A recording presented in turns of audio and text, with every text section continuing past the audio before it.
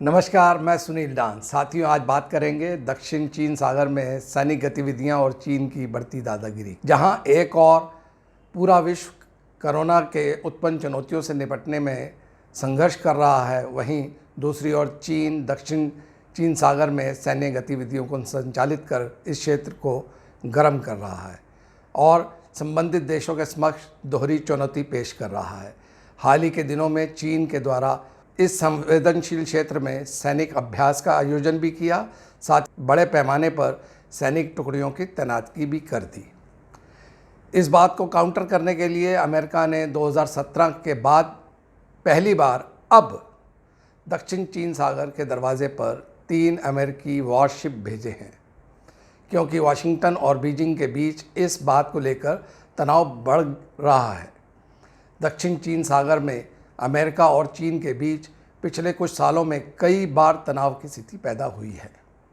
तीनों warship 1 lakh ton वजनी हैं। इन पर 60 लड़ाकू विमान तैनात हैं। 2017 में उत्तरी कोरिया से विवाद के पहली बार जब अमेरिका ने अपने इतने जहाज़ों को इस क्षेत्र में तैनात किया है। अमेरिका ने किसी भी राजनीति या वैश्विक घटना की वजह से अपने वॉरशिप तैनात करने से इनकार किया है। साथ ही यह भी एक संदेश है कि उसके रहते फ्री ट्रेड सतत चलेगा और इस क्षेत्र में किसी की भी दादागिरी बर्दाश्त नहीं की जाएगी।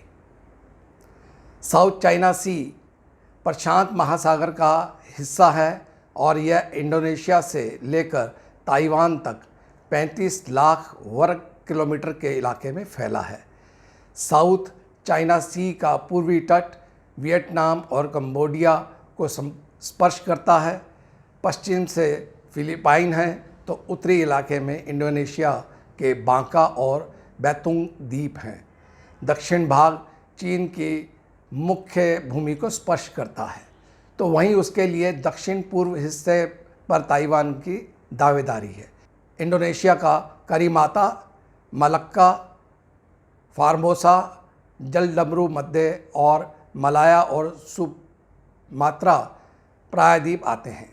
साउथ चाइना सी के रास्ते पूरे दुनिया का 50% का तेल का व्यापार होता है, यानी पूरी दुनिया की ऊर्जा ज़रूरतों के लिए यह रास्ता किसी भी गेटवे की तरह है और व्यापारिक जहाज़ों में से 33% जहाज़ आवाजाही के लिए इसी रास्ते का इस्तेमाल करते हैं।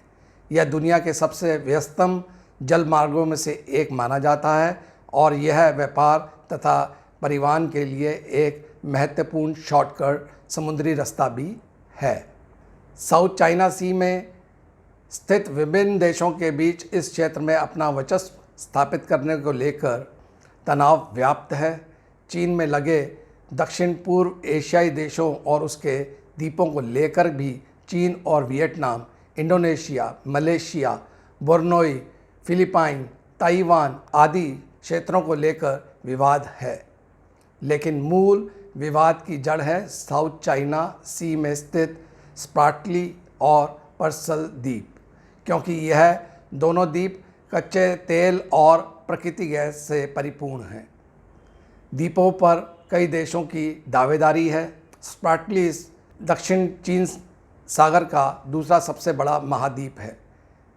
यहाँ के 20 द्वीप वियतनाम के कब्ज़े में हैं। फिलीपाइन के हिस्से में 9, चीन ने 8 पर अपना आधिपत्य जमा रखा है। मलेशिया 5 और ताइवान के कब्ज़े में 1 द्वीप है। साउथ चाइना सी में आखिर कौन सा ऐसा खजाना गड़ा है कि इतना यहाँ विवाद गहरा है। साउथ चाइना सी के इर्द गिर्द जितने देश आते हैं, विवाद उतना ही गहरा है। यूएस एनर्जी इंफॉर्मेशन एडमिनिस्ट्रेशन के अनुसार इसके परिधि में देश करीब 11 बिलियन बैरल प्राकृतिक तेल के भंडार हैं। 190 ट्रिलियन क्यूबिक फीट प्राकृतिक गैस के भंडार हैं, जिनके 280 ट्रिलियन क्यूबिक फीट के होने की संभावना भी व्यक्त की जा रही है। और मूंगे के विस्तृत भंडार हैं। मछली व्यापार में शामिल देशों के लिए इसका जल क्षेत्र आर्थिक रीढ़ का काम कर रहा है। यह इलाका प्राकृतिक संसाधनों से भरपूर है और इस समुद्री रास्ते से हर वर्ष 600 लाख करोड़ का व्यापार होता है। इसकी डिफेंस पोजीशनिंग ने अंतर्राष्ट्रीय कंपटीशन को बहुत बढ़ा दिया है और जासूसी को भी बढ़ा दिया है। चीन की इतनी दिलचस्पी क्यों? दक्षिण चीन सागर के पैरासिल और स्प्रेटली द्वीप समूह पर अपने अधिकार को चीन काफ़ी पुराना बताता है। वह इसके पक्ष में सन 1947 में अपने यहाँ प्रकाशित एक मानचित्र को भी दिखाता है, जिसमें अंग्रेज़ी के यू अक्षर के आकार में 11 डैश लाइनें बनी हुई हैं। 50 के दशक में प्रधानमंत्री चौ एन लाई ने इसमें से 2 डैश लाइनों को हटा दिया था। चीन इस नक्शे के आधार पर ही दक्षिण चीन सागर को अपना आंतरिक हिस्सा बताता है। ताइवान भी ठीक ऐसा ही दावा दोहराता है। यह स्वाभाविक भी है। 1947 में जब यह नक्शा प्रकाशित हुआ था तो चीन रिपब्लिक ऑफ चाइना हुआ करता था। 1949 में कम्युनिस्ट क्रांति के बाद चीन की मुख्य भूमि पीपल्स रिपब्लिक ऑफ चाइना हो गई और तत्कालीन सरकार का राज ताइवान द्वीप तक ही सीमित रह गया, जो आज भी जारी है। चीन के इस दावे से वियतनाम के स्प्रॉटली और पर्सल द्वीप समूह 9 डैश लाइन के अंतर्गत समाहित हो गए, जो चीन और वियतनाम के बीच विवाद का प्रमुख कारण है।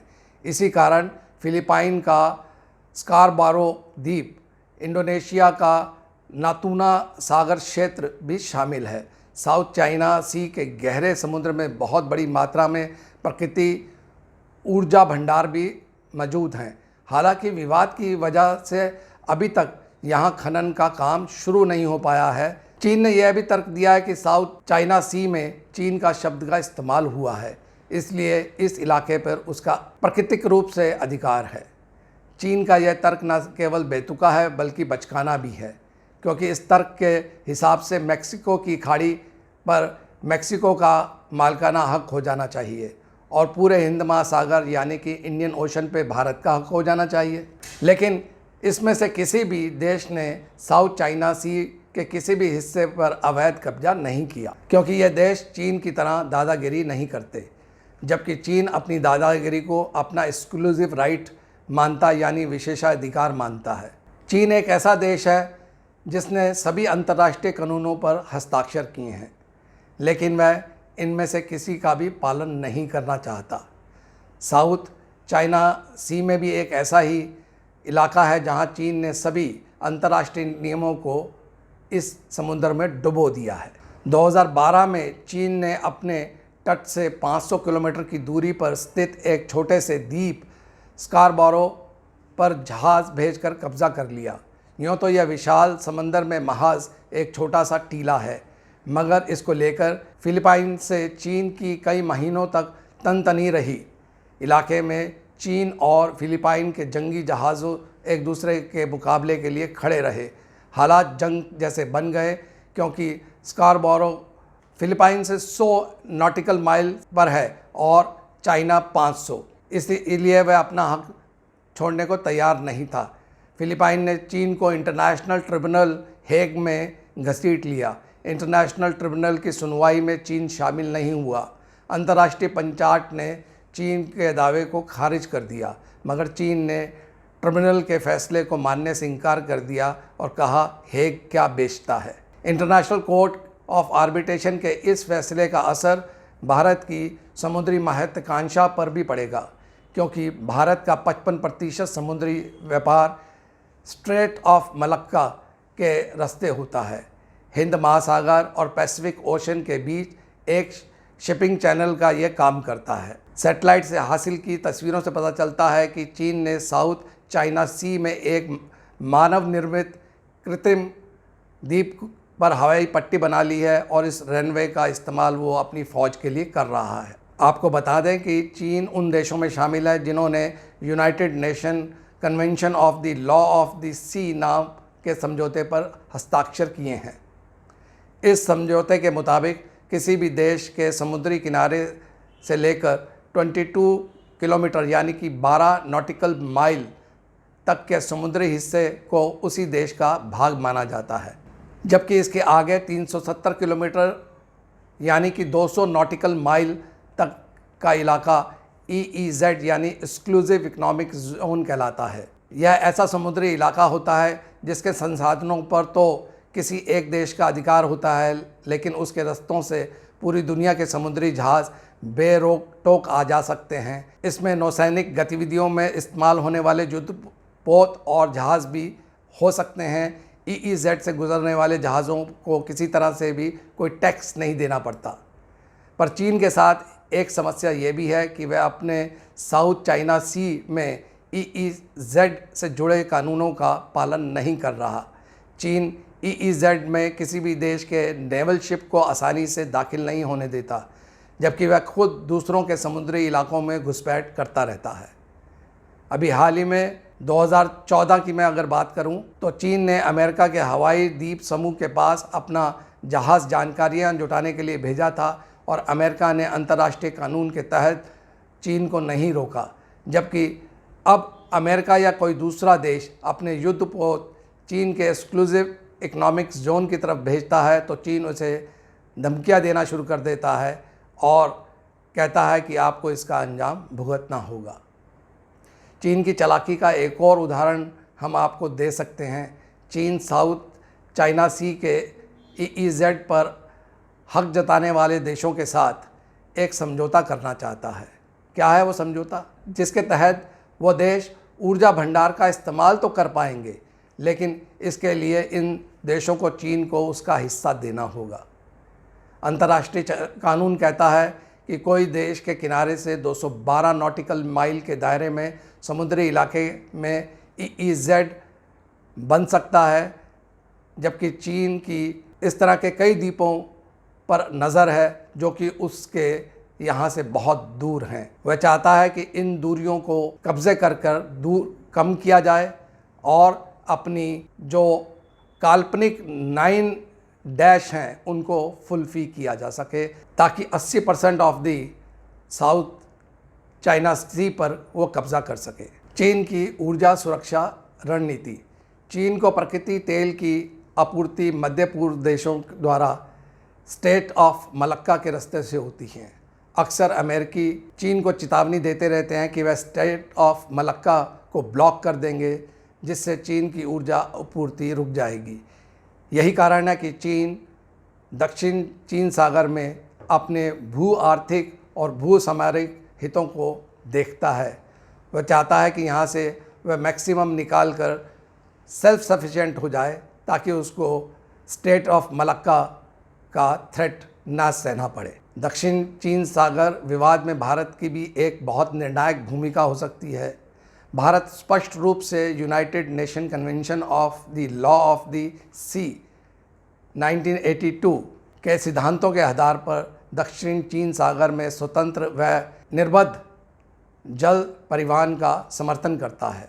भारत का यह भी मानना है कि दक्षिण चीन सागर विवाद में शामिल क्षेत्र के सभी देशों को किसी भी प्रकार की धमकी और बल प्रयोग किए बिना आपसी विवाद को हल करना चाहिए, क्योंकि ऐसा नहीं होता तो ना चाहते हुए भी जटिलताएं पैदा हो जाएंगी और क्षेत्र की शांति और स्थिरता को खतरा पैदा हो जाएगा। भारत वियतनाम फिलीपाइन जैसे देशों के साथ सैन्य साजो सम्मान के आयात निर्यात की गतिविधियों को बढ़ा रहा है।